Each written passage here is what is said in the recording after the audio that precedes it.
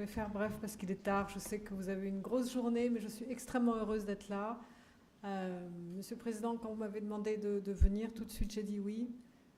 J'ai un peu de mal toujours à dire Fondation Paralysie Cérébrale, excusez-moi, ça sort souvent Fondation Montrice, donc excusez-moi si je me trompe, mais voilà, c'est une habitude depuis très longues années. Chère Marianne Monchamp, je sais que la CNSA était fidèle au rendez-vous, donc c'est important en effet que la CNSA puisse accompagner ces beaux projets que vous avez. Mesdames et messieurs les chercheurs, j'étais vraiment impressionnée par votre présentation, très claire, très objective et très porteuse d'espoir, donc je suis vraiment très heureuse d'avoir pu être là pour entendre vos propos.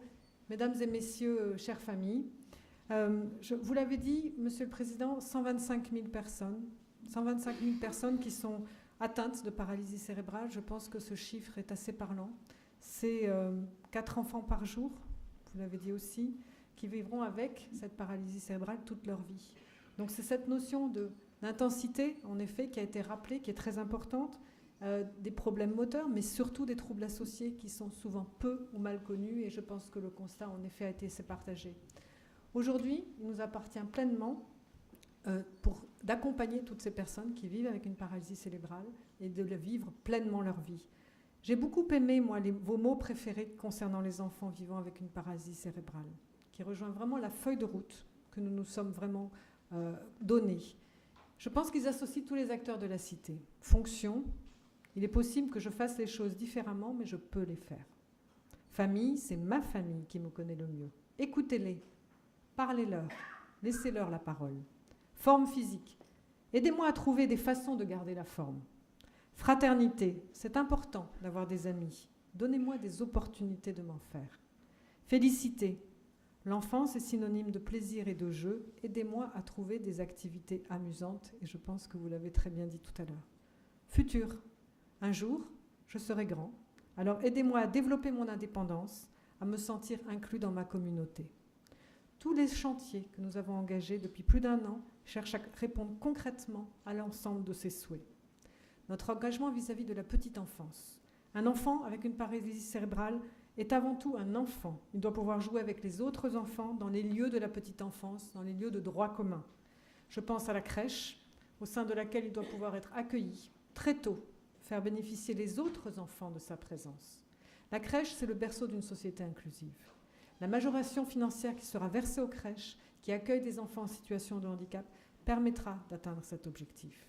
Je pense également à la meilleure rééducation possible dès le plus jeune âge, afin de ne pas perdre de temps. Vous en avez parlé, nous y reviendrons. À l'école, notre chantier d'une école pour tous, qui permettra à tous les enfants d'être scolarisés ensemble. C'est un enjeu majeur. Et toutes les mesures prises pour cette rentrée renforcent cet objectif que nous allons poursuivre. Et c'est un chantier avec le ministre de l'Éducation nationale auquel nous sommes complètement attelés. Bien entendu, la poursuite des études, la formation pour bénéficier d'une activité professionnelle est essentielle. Des engagements sont encore pris à ce niveau, sans oublier le logement, la culture, le sport, l'accès aux soins.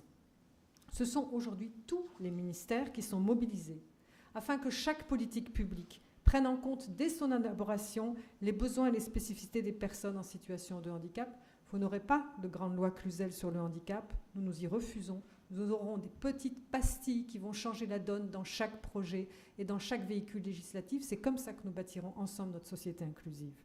Une mobilisation transversale pour apporter des réponses à tous. La preuve en est le comité interministériel du handicap qui se tiendra mardi prochain, sur lequel tous les ministres sont impliqués. Tous les ministres auront des dispositions à prendre dans chaque ministère et nous aurons des mesures importantes à vous signifier pour changer la donne pour les familles. Monsieur, j'ai entendu votre témoignage sur la complexité administrative, sur la preuve en permanence de devoir prouver son état de situation de handicap pour avoir droit à une compensation. Nous allons vers des droits à vie pour des handicaps avérés. Il faut cesser de faire la preuve à chaque fois pour les personnes, de devoir sans arrêt être en état d'évaluation permanente.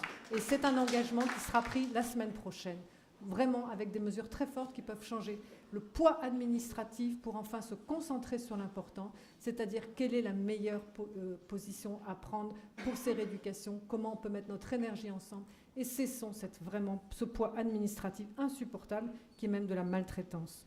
Nous souhaitons que les personnes y soient pleinement associées dans la définition de leurs projets. C'est ce qui rejoint en plus votre démarche, associer les personnes à tous les niveaux, à toute la définition de la solution. Je pense que votre démarche est remarquable. Les résultats nous révèlent les efforts qu'il nous reste à accomplir. Les personnes vivant avec une paralysie cérébrale soulignent plusieurs dysfonctionnements qui leur sont préjudiciables dans leur vie au quotidien. Elles ont déjà été exprimées ici, mais je tiens à les rappeler parce que je pense que c'est fondamentalement là-dessus qu'il faut que nous travaillions. La prééminence des prises en charge par des kinésithérapeutes libéraux, souvent perçus comme isolés, non formés à la rééducation des personnes atteintes de paralysie cérébrale, nous avons un enjeu de formation qui est commune. L'absence de la modulation de la rééducation selon les besoins, ressentis ou avérés, selon l'âge, selon la complexité du handicap, selon les souhaits de la personne. J'ai entendu aussi une discontinuité dans les prises en charge au cours de la vie. Nous sommes toujours dans des ruptures de parcours et des ruptures d'accompagnement. Une prise en compte insuffisante des troubles associés et des rééducations nécessaires. Vous avez parlé d'ergo, d'orthophonie, certes, mais aussi de psychomotricité, on peut les citer, qui ne sont pas pris en charge aujourd'hui par la sécurité sociale et qu'il nous faut donc accompagner sur les allocations d'enfants handicapés. Mais pour cela, il nous faut accélérer les diagnostics pour cette prise en charge si importante en intervention précoce. L'existence des douleurs dans 70% des cas qui ne sont pas évalués et non pris en charge. La trop faible aide aux adultes qui ont des handicaps complexes, des non-marchands par exemple, et qui avec des handicaps associés. Et enfin, l'importance des relations humaines et d'un projet coordonné de soins, et je pense qu'en effet, ça a été vraiment pointé par vous, monsieur, spécifiquement tout à l'heure. Une accessibilité à la rééducation ressentie par les participants, enfin, comme inégale sur le territoire, et vous avez parlé en effet d'inéquité, et c'est un vrai sujet. Nous souhaitons apporter des réponses concrètes, et de ce fait soutenir votre saisine de la HAS pour qu'une recommandation de bonnes pratiques cliniques et d'organisation de la rééducation motrice chez les personnes vivant avec une paralysie cérébrale soit élaborée. Vous pouvez compter sur notre soutien. Ces recommandations permettront d'organiser une meilleure prise en compte de la rééducation motrice et réduire de manière significative ces dysfonctionnements si bien soulignés par vous-même. Il est aujourd'hui essentiel que cette rééducation prenne en compte les besoins et les souhaits des personnes. Il nous faut entendre le désarroi des familles et je reçois de nombreux courriers à ce sujet qui est exprimé notamment à travers l'enquête qui est menée mais qui est le quotidien de beaucoup d'entre vous. Il s'agit de donner les clés d'une démarche transversale, décloisonnée et pluridisciplinaire et qui permette l'expression du projet de vie, cette autodétermination que vous avez appelée de vos voeux. Il nous faudra pour cela nous appuyer sur votre expertise. Vous pouvez compter, Monsieur le Président, cher Alain Châtelain, sur mon entier soutien. Je souhaite pour finir vous féliciter pour ce travail de recherche que vous avez présenté. Je pense que ça va renforcer la pertinence des réponses que nous avons à apporter aux personnes. Je tenais vraiment à vous féliciter d'abord pour cette présentation très claire, très lumineuse et je pense que c'est important d'avoir ces explications et ces clartés pour voir où vous voulez aller et comment vous allez y aller. Donc je serai très attentive aux résultats car je pense que c'est là-dessus qu'il va falloir bâtir après, ensemble, une politique publique efficiente et qui répond à vos besoins.